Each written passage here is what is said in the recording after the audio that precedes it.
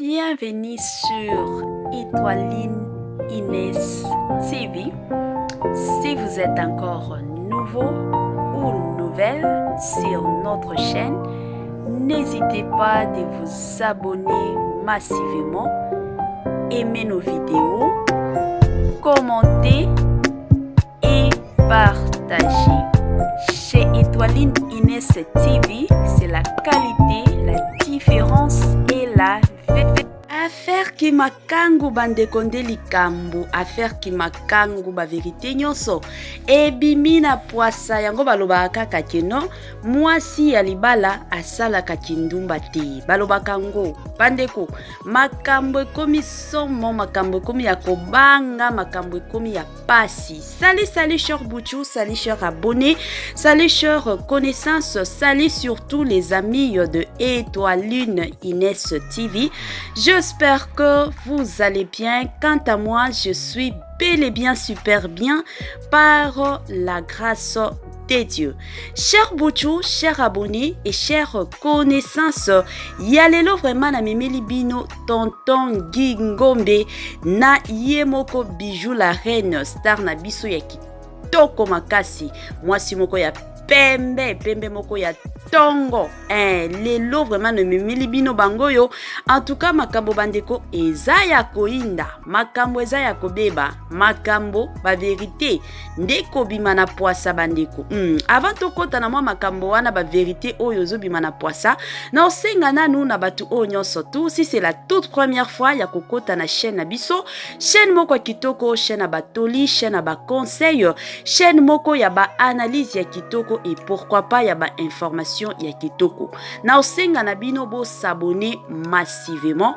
Cliquez aussi sur la cloche de notification pour surtout recevoir les nouveautés de notre chaîne. Aimez la vidéo, commentez et partagez. Et kosala biso oyo tolobaka chaque jour tokos makasi.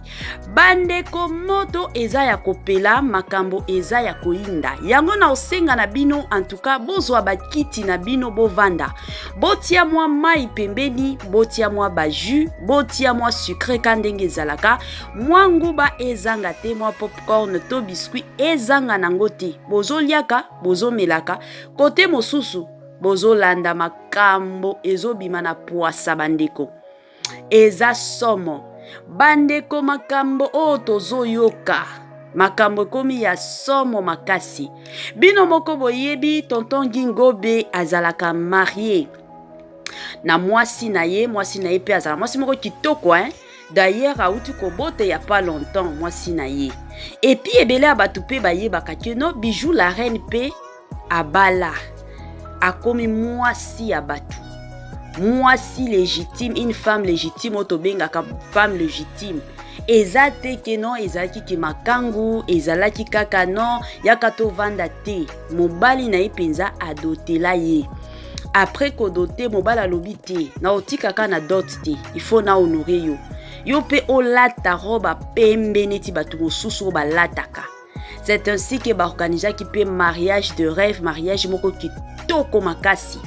Presque ba comédien tout bazala qui invité. Ezaki mariage à monene.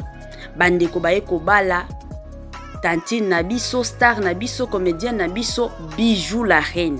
Akepe na ndako ya libala. Kandenge ezalaka, ndenge bino moko boyebi ndako ya libala ezalaka vraiment rêve ya mwasi nyonso. Sikoyo bandeko makambo nde makambo yango ekomi kobima. Ba makambo eza nini bandeko toye kozwa ba appel na ba message que non na minute oyo makambo ebimi na poasa, bijou la reine libala ezokendo kufa, makelele koti na ndako ya libala. Pourquoi? Oh, parce que mobali na ye a découvrir ba vérité. Ba vérité nini bandeko? Botia nanu ba j'aime, botia ba j'aime na système a bien, bosala partage na ba Facebook, bosala pe partage na ba WhatsApp pour na kosunga ba chaîne na biso. Bandeko, vérité nini mobali ye ko découvrir o que non? Mobali ye ko découvrir que non? Ye moko bijou la reine, comédienne na biso ya kitoko abimaka na tonton Gingombe. Ba makambo nyonso ebimi na poasa bandeko. makambo komi ya somo makasi. En tout cas, eza ba appel tozwaki, eza pe ba message batu ba pesi biso. En tout cas, biso nanu tokoya koyebisa bino te ke no makambo yo penza nazalaki kuna tete. Batu o ba yebi vérité ya makambo nyonso eza tonton Ngingombe na ye moko Bijou la reine bandeko. Je suis sûr qu'il y a de ces personnes ba koya ko condamner nga que non, il fallait se rassurer mingi pour que oya ko pesa biso information. Bandeko tozalaka awa pe pona ko flasher bino. Soki moi makambo moko boye ekomi kili ekomi ko tambola. Biso pe tokoya to flasher bino, to la musape bino, bino peut-être bokoya ko comprendre ba moi vérité moko boye. Ezalaka moi bongo.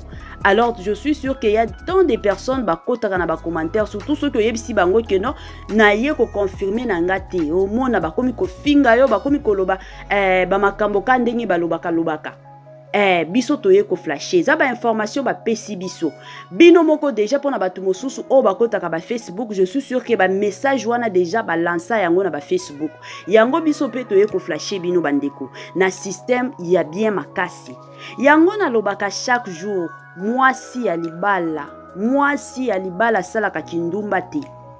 Mwasi ya libala bandeko salaka kindumba te.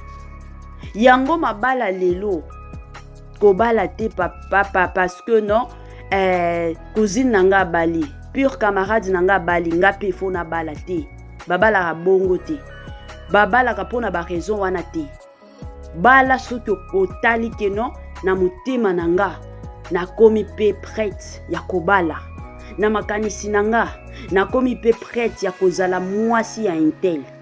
Tango pe na okota na ndako ya libala na kozala nanga poser na kozala teke mutu ezala likolo teke non na kozala nanga poser makasi parce que na yebike na zanani mwasi ya libala. Babala kate par concurrence bandeko. Lelo to mona batu ebele bazo bala non parce que petite sœur nanga bali nga pe fona bala. Parce que camarade nanga tala bali lelo bake poto na mobali na ye nga pe na bala lobi na okende poto. Te mutu na mutu bandeko azalaka na bénédiction na ye, mutu na mutu azalaka na lipamboli na ye. Alors ko bala par compétition te to par concurrence te. Bala soki omoni ke non na makanisi nanga na intelligence nanga na komi nanga prête. Makambo yo soki makambo vraiment eza makambo solo eza soni surtout pour na ba comédien na biso. Surtout kotala mwasi moko marié mobali moko marié bokomi ko sala ki makangu kaka katikati na bino eza makambo moko zo sala soni makasi soni penza.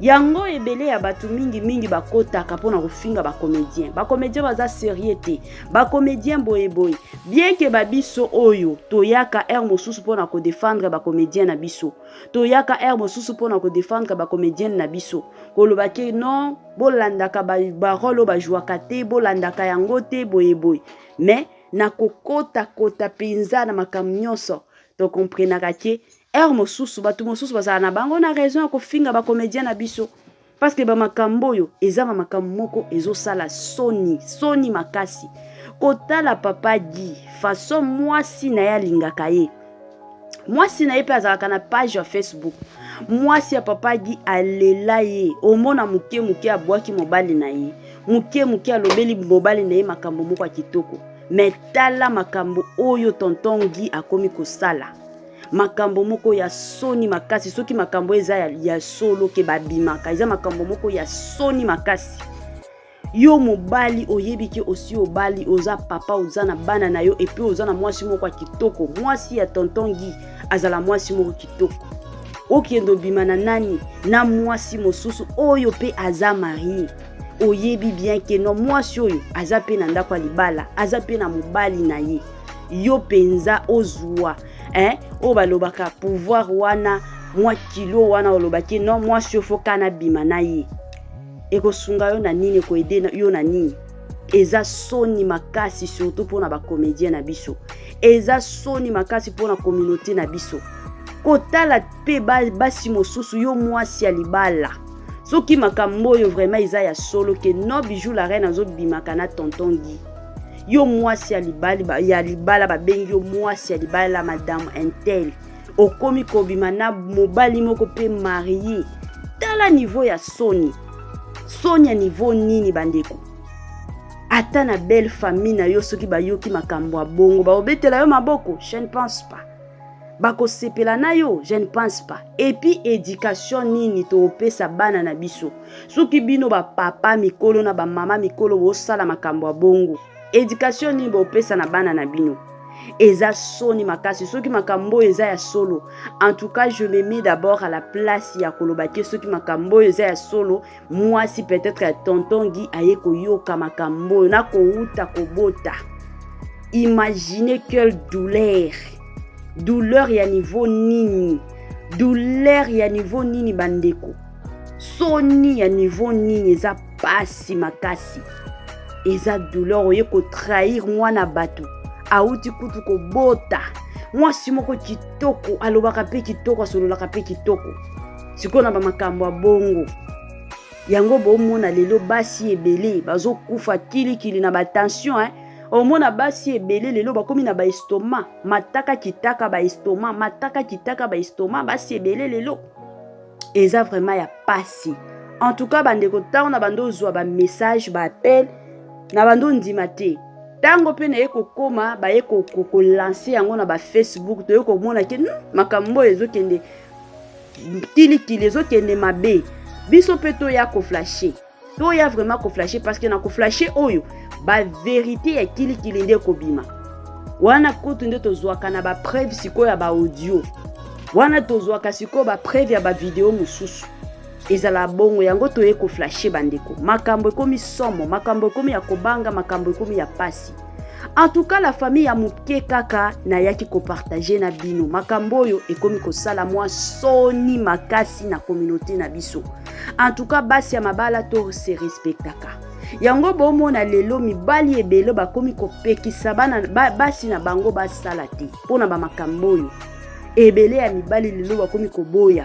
Omona ta mwasi penza za ma capacité ko sala, mwasi penza azana posa ko sala, mwasi penza azana makasi ba expérience ba qualité nyonso musala. Mais omoni mobali alobi non. Mwasi nanga ko sala te pona nini? Pona ba makambo yo. Ba makambo ya basi bakomi ko sala ka place azo sala wana azozwa ka mibali ka kuna.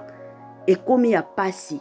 Biso na culture na biso ya babantu, mwasi ya libala abimaka lisusu na mobali mosusu te. Wana eza culture na biso. Soki omoni ke na libala na yo, oza na yo na esengo lisusu te. Tu n'es pas contente. Ozo sepela lisusu na mobali na yo te. Vaut mieux o divorcer na yo. Bo divorcer na yo komi libre ko sala vie na yo ndenge olingi. Mais ke kokotisa kinduma na ndako ya libala eza pasi, eza makambo moko ya soni makasi. Eo sala penza soni na niveau moko pas possible. Yango ya muke bandeko to yaki ko partager na bino kandenge ezalaka. En tout cas to boy na biso mafinga. Oyo eza kaka mwa flash mwa information to yeko pesa. To boy na bino mafinga kandenge ezalaka to yebi ke il y a de ces personnes oyo bavanda kana bango oloba mabe te bakoya kaka ko finga. En tout cas to boy na biso mafinga surtout na système ya bien. Bye bye la famille et à la prochaine. Que Dieu vous bénisse surtout abondamment.